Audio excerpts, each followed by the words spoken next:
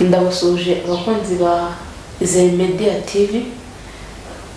Mwebwe mwamaze gukora subscribe, ndabashimiye cyane.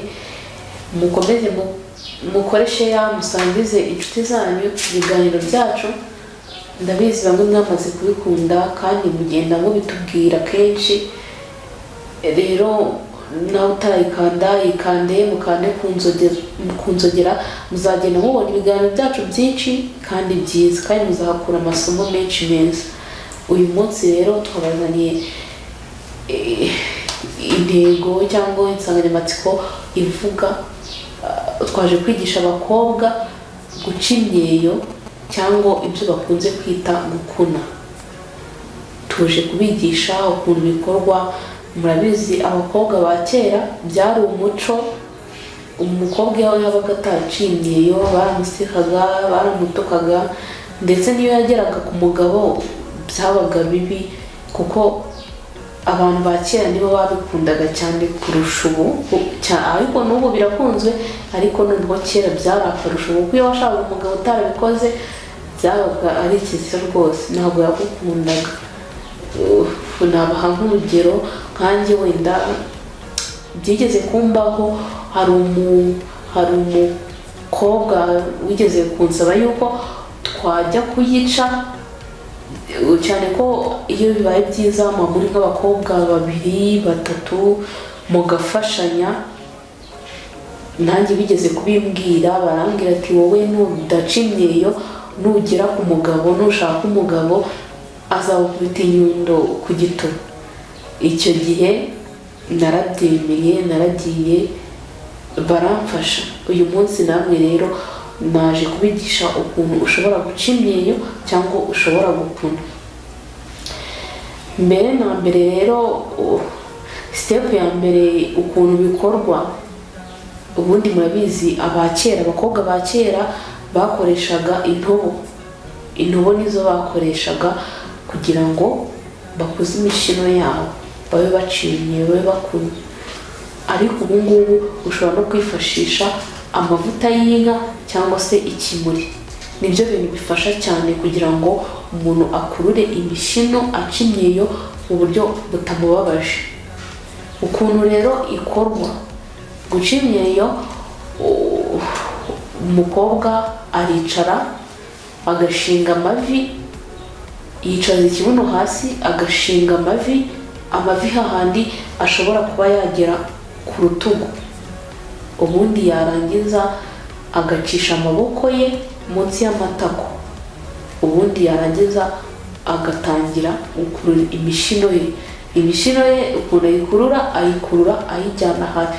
Noneho kubera yuko imishino y'umuntu utaraca imyeyo iba ari migufi cyane ku buryo itanafatika.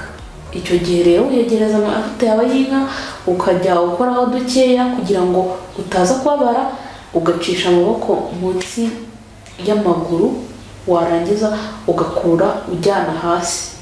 Ariko mu gukurura ujyana hasi, imishino yawe ugomba kuyitondera ko ishobora no gucika.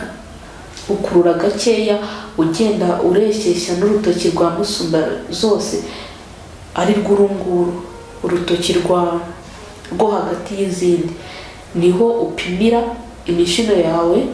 Iyo wamaze kugwiza imishino yawe, umushino ureshya n'urutoki rwa musumba zose, ariko bitavuze yuko ushobora kurekera. Iyo wagejeje aho ngaho warayiciye ku buryo bushimishije, ku buryo ushobora no kunyura n'umugabo. Ariko hari n'abakobwa barenzaho bimwe bita ibiziriko, imishino y'ibiziriko, hahandi umukobwa aba yarakunnye agakuna paka akarenza urutoki rwa musumba zose. Ibyo nabyo birashoboka. Akamaro rero ko gukuna ni akahe? Akamaro ko gukuna, biryohera umugabo. Icyo ni kimwe. Nta n'ikindi kintu bikorerwa, ni uko biryoheza abagabo bakunda umukobwa cyangwa umudamu wakunnye. Icyo kintu yakikubonyeho, kabone niyo waba ufite isura navuga imeze gute, imeze nk'inkende, ariko warakunnye aragukunda pe, aragukunda. umuntu wakunnye kandi aranyara, navuga ngo aranyara. Iyo atanyaye uba ari ubuswa bw'umugabo. Umukobwa wamaze guca imyeyo akunda kunyazwa iyo ari gukora sex, iyo arimo ararongorana n'umugabo aranyara kandi nawe ubwe araryoherwa. Kandi mu kubaka urugo iyo waciye imyeyo ntabwo uripfa gusenya, kuko byanze bikunze mu buriri muraryoherwa. Ubwo rero bagabo mujye mushishikariza n'inshuti zanyu. Reka ntabwo bivuze ko kuba umukobwa ataraciye imyeyo akiri mutoya ntabwo bivuze yuko amaze kugera hejuru atabikora ngo bikunde. Iyo ukiri mutoya uba ufite amahirwe yo kugwiza vuba, imishino yawe ikagenda ikura uyireba uko udasiba gukora, kuko buri munsi bigusaba gukora. Ugafata amavuta y'inka ukurura imishino yawe igenda ikura. Iyo uri muto rero uba ufite amahirwe y'uko bikorwa vuba, iza vuba. Navuga ngo ugwiza vuba, ariko n'umukuru ntabwo bivuze ko atabikora, keretse wenda nk'urengeje nk'umugore cyangwa ukiri umukobwa urengeje nk'imyaka 45, aho naje urwana nazo ushobora kubikora tukazaho dutoya, ariko ntabwo sinzi ko ushobora kugera kuri urwo rutoki rwa musumba zose. Ubone niyo waba uri umukobwa urengeje imyaka 15, aho ngaho rwose birashoboka yuko ushobora gukuna cyangwa guca imyeyo bikemera, nawe bikamera nkaho ubundi umwana nko guhera nko ku myaka 9 yagakwiye kubimenya, kubishishikarizwa n'ababyeyi be. Ababyeyi namwe mujye mwicara muganiriza abana banyu. Nawe uri umubyeyi ntabwo wakifuza ko umwana wawe ejo azagera mu rugo rugasenyuka kubera yuko hari ibintu utamuganirije byari ngombwa. Ntabwo umwana avuka azi ibyo bintu, araganirizwa akabishishikarizwa, kandi mwebwe ababyeyi ni mwebwe bizaturuka. N'abakobwa bagenzi be bashobora kubimubwira, ariko cyane nk'ayo umubyeyi ntimugatinye kubwira abana banyu guca imyeyo ni ikintu cyiza, ni ikintu cy'ingenzi.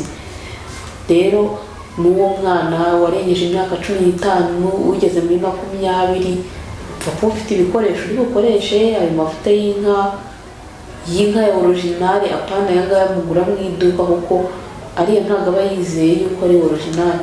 Amwe yacunzwe rwose ya originale namwe murayazi, niyo ukoresha ubundi ugakurura imishino yawe igakura. Ubwo rero nabagira inama yo guca imyeyo. Guca imyeyo ni byiza, bifite akamaro ko kubaka urugo rw'ejo hazaza, ubundi ibintu bikagenda neza. Nizere ko we mukobwa wamaze kwica, nizere ko wabikoze neza. Niba utanabikoze neza, haracyari kare kugira ngo ubikore. Fata amavuta yawe, manure imishino, uyagure ibe migari. Nawe kandi utarabikora ufite amahirwe yo kuba wabikora. Inama nazibagiriye, ubaye ufite ikibazo watwandikira muri comment tukagusubiza. Ndabashimiye rero, ibiganiro byacu nakagaruka. Wowe utarakanda subscribe, ikande usangize inshuti zawe ibiganiro byacu kugira ngo bibashe kugera kure. Iyo nama wumvishije n'abandi bayumve, byarushaho kuba byiza. Mukande like, mushyire amakomenti, rwose turayasoma yose, turayasoma. Ibiganiro byacu bya Wizere Media TV nakagaruka, turabakunda.